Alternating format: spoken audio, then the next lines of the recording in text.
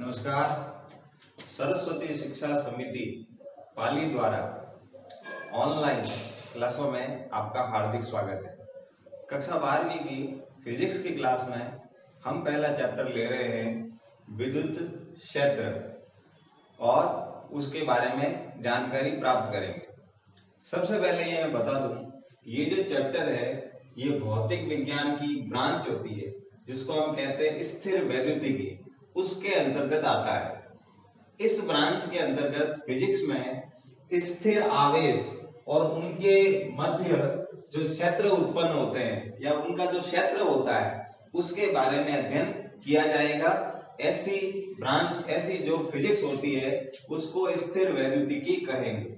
माने जो आवेश होगा वो आवेश किस तरह से अपने चारों ओर क्षेत्र बनाएगा और वो आवेश स्थिर होना चाहिए, इसीलिए नाम है इसका स्थिर वैद्युतिकी। इसके अंतर्गत ये चैप्टर आता है, हम इसको अध्ययन करेंगे।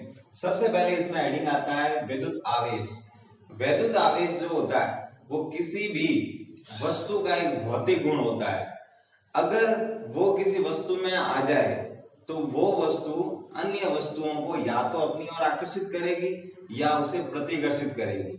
ऐसा उसमें जब ये गुण आ जाएगा तो वह जो गुण उसमें आया है जिसके कारण ये आकर्षण या प्रतिकर्षण करने लग गई है, तो इसी वो गुण को हम वैद्युत आवेश कहेंगे। ये अगर किसी वस्तु में आ जाए तो वह वस्तु विद्युतमय हो जाती है।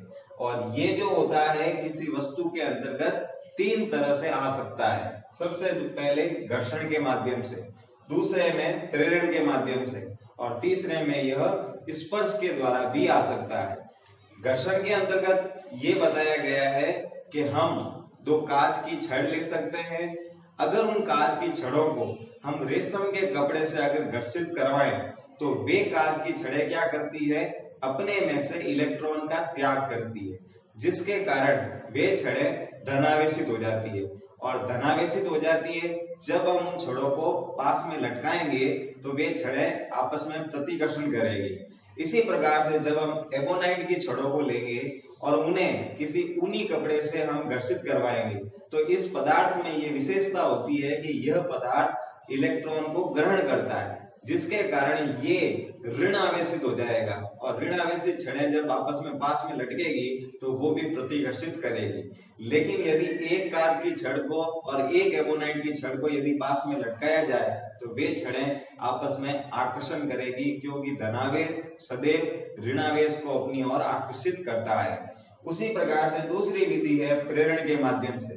प्रेरण का मतलब ये होता है कि अगर कोई चालक वस्तु है जो आवेशित है, उसके पास में कुछ दूरी पर अगर अनावेशित वस्तु रख दी जाए तो कुछ समय बाद में उस अनावेशित वस्तु में भी आवेश की उत्पत्ति अपने आप हो जाती है। इसी विधि को हम प्रेरण की विधि कहते हैं।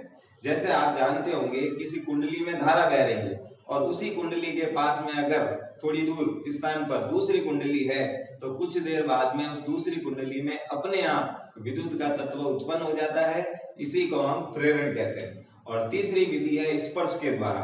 स्पर्श के द्वारा या संपर्क के माध्यम से। इसका मतलब ये होता है कि अगर कोई वस्तु पहले से आवेशित है और कोई दूसरी वस्तु उसके जस्ट एकदम पास में समीप में रख दी, आपने टच करके रख दी, तो एक वस्तु का आवेश दूसरी वस्तु पर अपने आप ही स्थानांतरण हो जाएगा। इस तरह से वह वस्तु आवेशित हो सकती है। अगला हेडिंग है आवेश का मात्रक और विमा। आवेश का SI पद्धति में मात्रक कूलाम होता है और CGS पद्धति में इसका मात्रक स्टेट कूलाम होता है, या हम इसको फ्रैंकलिन भी कह सकते हैं। इसे ESU में भी लिखा जा सकता है। इसका एक अन्य मात्रक फैराडे भी होता है। ये इसके तीन मात्रक होते हैं। इसकी विमा A1 T1 होती है। यह जो विमा है यह विद्युत धारा के सूत्र से निकलती है। विद्युत धारा का सूत्र होता है I बराबर Q बटे D। तो Q आवेश है, आवेश को Q से रिप्रेजेंट किया जाता है, तो Q बराबर हो जाएगा IT। I माने धारा, धारा का मात्रक एम्पियर, और T माने समय, समय का मात्रक सेकंड। तो हो गई A1 T1। ये इसकी विमा हो गई। अगला हेडिंग है आवेश के गुणधर्म।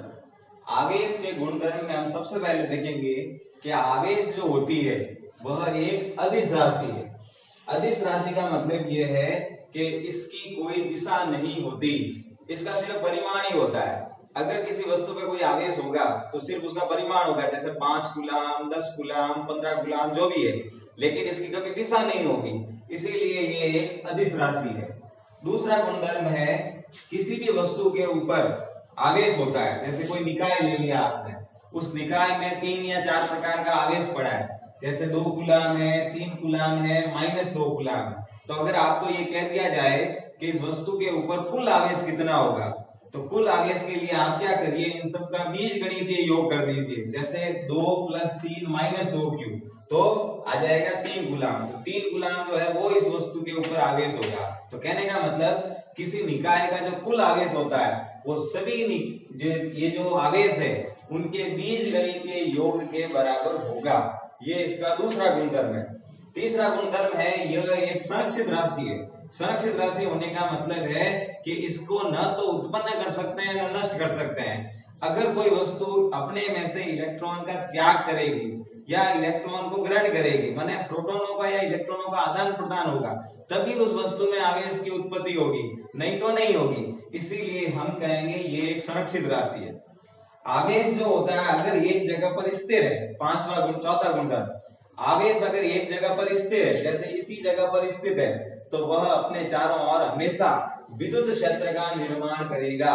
इसीलिए हम जो पहला पार्ट पढ़ रहे हैं उसका नाम है विद्युत क्षेत्र, और इस पार्ट में हम स्थिर आवेश के बारे में अध्ययन करेंगे। इसीलिए मैंने कहा था कि स्थिर आवेशों को जहां पे पढ़ा जाता है वह फिजिक्स स्थिर वैद्युतिकी कहलाती है।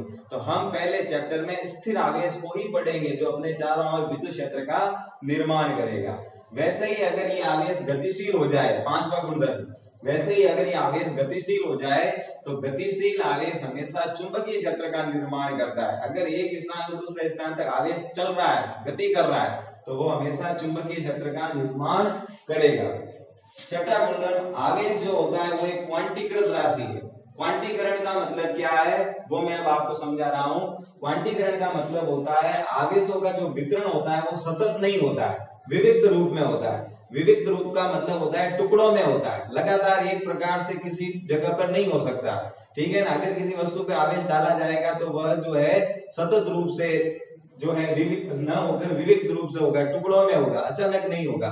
इसे हम आवेश का क्वांटीकरण कहते हैं, ठीक है ना। इसको एक और प्रकार से भी बताया जा सकता है कि किसी भी वस्तु पे जो आवेश होता है वह आवेश इलेक्ट्रॉन पर जो आवेश है उसके पूर्ण गुणज के बराबर होगा, माने उसका कोई मल्टीप्लाई कर दो गुणज राशि से, पूर्ण राशि होनी चाहिए, वो उसके गुणज के बराबर होगा। तो सूत्र दिया जाता है Q बराबर Ne, जहां N जो है वो नंबर है, 1 2 3 कुछ भी हो सकता है, और E जो है वो इलेक्ट्रॉन का आवेश है, और इसका मान जो होता है वो होता है 1.6 × 10⁻19 कूलम। अगर किसी वस्तु पे के अंदर जो है वो परमाणुओं की संख्या माना कि 4 है, तो 4 का इससे गुना हो जाएगा तो वस्तु के ऊपर आवेश का मान आ जाएगा। तो किसी भी वस्तु में आवेश का जो मान होता है वो इलेक्ट्रॉन के आवेश का पूर्ण गुणज होता है। तो लिखते हैं Q बराबर Ne।